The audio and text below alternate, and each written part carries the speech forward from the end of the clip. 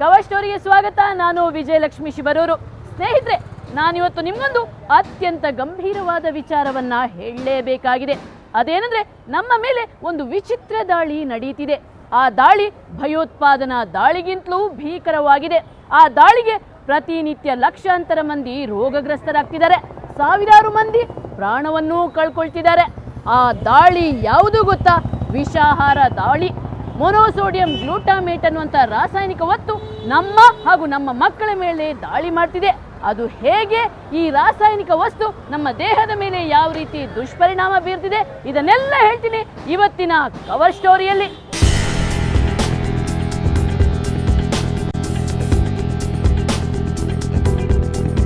ತುಂಬಾ ರುಚಿಯಾಗಿದೆಯಲ್ಲ, ಪದೇ ಪದೇ ತಿನ್ಬೇಕು ಅನ್ಸುತ್ತಲ್ಲ, ಎಷ್ಟು ತಿಂದ್ರು ಸಾಕಾಗಲ್ಲ ಅಲ್ವಾ? ಇಡ್ಲಿ ಯುನೀಕ್ ಇದೆ, ಟೇಸ್ಟ್ ಇದೆ, ಬೇರೆ ಕಡೆಗಿಂತ ಇದು ತುಂಬಾ ಚೆನ್ನಾಗಿರುತ್ತೆ. ಇನ್ಫ್ಯಾಕ್ಟ್ ಬಾಯ್ಲಿಟ್ರ್ ಕರ್ಕೋಗ್ಬಿಡುತ್ತೆ.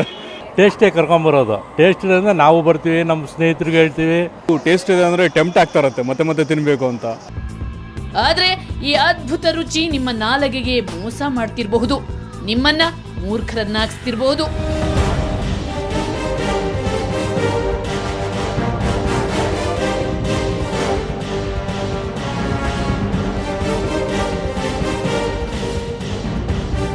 ನಿಮ್ಮನ್ನ ಪದೇ ಪದೇ ತಿನ್ನುವಂತೆ ಪ್ರೇರೇಪಿಸೋ ಆಹಾರವೇ ಭಯಾನಕ ರೋಗ ತರಬಹುದು. ಅಷ್ಟೇ ಅಲ್ಲ, ಈ ರುಚಿಯೇ ನಿಮ್ಮ ಪ್ರಾಣಕ್ಕೆ ಕುತ್ತಾಗಬಹುದು. ಯಾಕಂದ್ರೆ ನಿಮ್ಮ ಪ್ರಿಯವಾದ ಆಹಾರದೊಳಗೆ ಸೇರಿರಬಹುದು ಬಿಳಿ ವಿಷ. ಆ ವಿಷ ನಿಮ್ಮ ಆರೋಗ್ಯವನ್ನ ನಿಧಾನವಾಗಿ ಕರಗಿಸ್ತಿರಬಹುದು. ಆ ಭಯಾನಕ ವಿಷದ ಹೆಸರೇನು ಗೊತ್ತಾ? ಮೊನೋಸೋಡಿಯಂ ಗ್ಲೂಟಾಮೇಟ್ ಅಂದ್ರೆ MSG. ಸಕ್ಕರೆ ಕಾಳಿನಂತೆ ಬೆಳ್ಳಗಿರೋ ಇದನ್ನ ಟೇಸ್ಟಿಂಗ್ ಪೌಡರ್ ಅಂತಾರೆ. ಕೆಲವರು ಚೈನಾ ಉಪ್ಪು ಅಂತಲೂ ಹೇಳ್ತಾರೆ. ಇದು ಅಜಿನಮೋಟೋ ಅಂತಲೇ ಫೇಮಸ್. MSG ಅನ್ನೋದು ಎಲಾಬ್ರೇಟ್ ಆಗಿ ಹೇಳಿದ್ರೆ ಮೊನೋಸೋಡಿಯಂ ಗ್ಲುಟಾಮೇಟ್ ಅಂತ. ಅದನ್ನು ನಾವು ಟೇಸ್ಟ್ ಎನ್ಹಾನ್ಸರ್ ಆಗಿ ಯೂಸ್ ಮಾಡ್ತಾ ಇದ್ದಾರೆ ಈಗ ಎಲ್ಲ ಫುಡ್ ಪ್ರಾಡಕ್ಟ್ಸಲ್ಲಿ. May be 90% of the processed food products, fast ಫುಡ್ಸ್ಗಳಲ್ಲೆಲ್ಲ ಆ್ಯಸ್ ಅ ಟೇಸ್ಟ್ ಎನ್ಹಾನ್ಸರ್ ಆಗಿ ಯೂಸ್ ಮಾಡ್ತಾರೆ. ತಿನ್ನೋ ಪದಾರ್ಥನೇ ಮತ್ತೆ ಮತ್ತೆ ಮತ್ತೆ ತಿನ್ನಬೇಕು ಅಂತ ಪ್ರೇರೇಪಿಸುವಂಥ ಒಂದು ಕೆಮಿಕಲ್ ಅದು. ಇದು ಅತ್ಯಂತ ಅಪಾಯಕಾರಿ ವಸ್ತು. ಇದನ್ನ ಪ್ರಯೋಗಾಲಯಗಳಲ್ಲಿ ತಜ್ಞರ ಸಮ್ಮುಖದಲ್ಲಿ ಪರಿಮಿತಿಯೊಳಗಷ್ಟೇ ಬಳಸಬೇಕು. ಪರಿಮಿತಿ ಮೀರಿದ್ರೆ ಅಪಾಯ ಕಟ್ಟಿಟ್ಟ ಬುತ್ತಿ. ಆದ್ರೆ ಇತ್ತೀಚೆಗೆ ಈ ಟೇಸ್ಟಿಂಗ್ ಪೌಡರ್ ಅನ್ನ ಜನ ಯಾವುದೇ ಜ್ಞಾನ ಇಲ್ಲದೆ ಅಪಾಯಕಾರಿ ಪ್ರಮಾಣದಲ್ಲಿ ಬಳಕೆ ಮಾಡ್ತಿದ್ದಾರೆ ಅನ್ನೋ ಅಂಶ ಕವರ್ ಸ್ಟೋರಿ ತಂಡ ನಡೆಸಿದ ಅಧ್ಯಯನದಿಂದ ಬಯಲಾಗಿದೆ.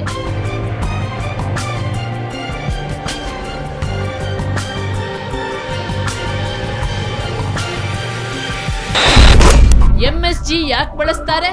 ಅದರ ಟೇಸ್ಟ್ ಜಾಸ್ತಿ ಆಗಬೇಕು. ಅಂದರೆ ನೀವು ಒಂದ್ಸಲ ತಿಂದ ಮೇಲೆ ಆ ಟೇಸ್ಟ್ಗೋಸ್ಕರ ನೀವು ಮತ್ತೆ ಅದಕ್ಕೆ ಹೋಗ್ಬಿಟ್ಟು ತೊಗೋಬೇಕು. ಎರಡನೇದು, ಇಲ್ಲಿ ಏನಾಗುತ್ತೆ, ಒಂದ್ಸಲ ತಿಂದ ಮೇಲೆ ನೀವು ಅದನ್ನು ಮತ್ತೆ ಮತ್ತೆ ತಿನ್ನಬೇಕು.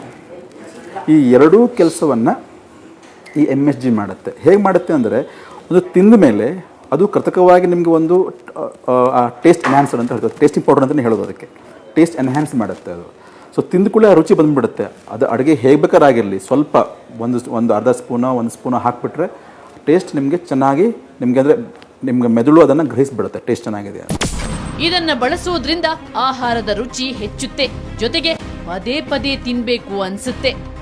ಇದು ಒಂದು ರೀತಿ ಅಡಿಕ್ಟಿವ್ ಟೈಪ್ ಕೆಲಸ ಮಾಡುತ್ತೆ. ನಿಮಗೆ ಒಂದ್ಸಲ ನೀವು ತಿಂತಾ ಹೋಯ್ತು ಅಂತಂದರೆ ನಿಮಗೆ ಅಡಿಕ್ಷನ್ ಬೆಳೆಸುತ್ತೆ. ಅಂದರೆ ಆಹಾರ ನಿಮಗೆ ನಿಮ್ಮ ಆರೋಗ್ಯವನ್ನು ಕಾಪಾಡಬೇಕು, ಆದರೆ ನಿಮ್ಮಲ್ಲಿ ಅಡಿಕ್ಷನ್, ವ್ಯಸನ, ಇವಾಗ ಹೆಂಗೆ ಸಾರಾಯಿಗೆ ವ್ಯಸನ ಬರುತ್ತೋ, ಬೇರೆ ಲಿಕ್ಕರ್ಸ್ಗೆ ವ್ಯಸನ ಬರುತ್ತೋ, ಆ ರೀತಿ ಒಳಗಡೆಗೆ ಇದು ವ್ಯಸನವನ್ನು ಬೆಳೆಸುತ್ತೆ ಆಹಾರದ ಮೇಲೆ. ಟೇಸ್ಟಿಂಗ್ ಪೌಡರ್ ಹಾಕಿದ ಪದಾರ್ಥ ತಿನ್ನುತ್ತಿದ್ರೆ ಹೊಟ್ಟೆ ತುಂಬಿದ್ದೇ ಗೊತ್ತಾಗಲ್ಲ, ತಿನ್ನುತ್ತಲೇ ಇರಬೇಕು ಅನ್ಸುತ್ತೆ.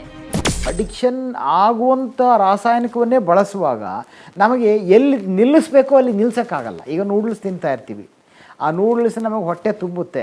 ನಮ್ಮ ಹೊಟ್ಟೆ ತುಂಬಿದೆ ಅಂತ ಹೊಟ್ಟೆಯಲ್ಲಿ ಒಂದು ಹೊಟ್ಟೆ ತುಂಬಿದ ತಕ್ಷಣ ಅಲ್ಲಿ ಕೆಲವು ರಾಸಾಯನಿಕ ವಸ್ತುಗಳು ಉತ್ಪಾಗಿ ಮೆದುಳಿಗೆ ಹೋಗಿ ಮೆದುಳಿಗೆ ಗೊತ್ತಾಗುತ್ತೆ, ನಿಲ್ಲಿಸು ಅಂತ ಹೇಳುತ್ತೆ. ಆಟೋಮ್ಯಾಟಿಕ್ ಅದು. ಅದನ್ನೇ ಫೂಲ್ ಮಾಡಿದಾಗ ಏನಾಗ್ತದೆ, ನಮ್ಮ ಈ ಬಯೋಲಾಜಿಕಲ್ ಸಿಸ್ಟಮೇ ಫೂಲ್ ಆಗುತ್ತೆ. ಫೂಲ್ ಆಗಿಬಿಟ್ಟು ನಮಗೆ ಈಗ ಹೇಳ್ತಾರೆ ಯಾವಾಗ ದುರಂತ ಅಂತ ಹೇಳಿದರೆ, ತಿನ್ನೋಕ್ಕೆ ಎಲ್ಲಿ ನಿಲ್ಲಿಸ್ಬೇಕು ಅಂತ ನಮ್ಗೆ ಹತೋಟಿ ತಪ್ಪು ಹೋದರೆ ಅನಾಹುತ ಆಗ್ತದೆ. ಇತ್ತೀಚೆಗಂತೂ ಮಾಂಸಾಹಾರಗಳಲ್ಲಿ ಟೇಸ್ಟಿಂಗ್ ಪೌಡರ್ ಅನ್ನ ಹೆಚ್ಚಾಗಿ ಬಳಸ್ತಾರೆ. ಯಾಕಂದ್ರೆ ಇದನ್ನ ಬಳಸಿದ್ರೆ ಮಾಂಸ ಕೊಳೆತಿದ್ರೂ ಗೊತ್ತಾಗಲ್ಲ, ವಾಸನೆಯೂ ಬರಲ್ಲ. ಈ ರೀತಿ ಲಾಭದಾಸೆಗೆ ಈ ಬಿಳಿ ವಿಷವನ್ನ ಪ್ರತಿ ಆಹಾರ ತಯಾರಕರು ಬಳಸಲಾರಂಭಿಸಿದ್ದಾರೆ. ಇದನ್ನ ಎಲ್ಲೆಲ್ಲಿ ಬಳಸ್ತಾರೆ? ಈ ರೀತಿ ಲಾಭದಾಸೆಗೆ ಈ ಬಿಳಿ ವಿಷವನ್ನ ಪ್ರತಿ ಆಹಾರ ತಯಾರಕರು ಬಳಸಲಾರಂಭಿಸಿದ್ದಾರೆ. ಇದರಿಂದ ಇದಕ್ಕೆ ಭಾರೀ ಬೇಡಿಕೆ ಹೆಚ್ಚಿದೆ. ಎಂಎಸ್ಜಿಯಲ್ಲೂ ಅಪಾಯಕಾರಿ ಕಲಬೆರಕೆ. ಇನ್ನೊಂದು ಆತಂಕಕಾರಿ ವಿಚಾರ ಅಂದ್ರೆ ಈ ಅಪಾಯಕಾರಿ ಎಂಎಸ್ಜಿಯಲ್ಲೂ ಕಲಬೆರಕೆ ನಡೆಯುತ್ತಿದೆ. ಅದು ತಗೊಂಡ್ರೆ ನಿಮಗೆ 118 ರೂಪಾಯಿ ಆಗುತ್ತಮ್ಮ ಫೈನು. ಪ್ಯಾಕ್ ತಗೊಂಡು 124 ರೂಪಾಯಿ ಆಗುತ್ತಮ್ಮ ಫೈನು. ಅಲ್ಲಿ ಕಡಿಮೆದು ಬರುತ್ತೆ, 110 ರೂಪಾಯಿ ಬರುತ್ತೆ.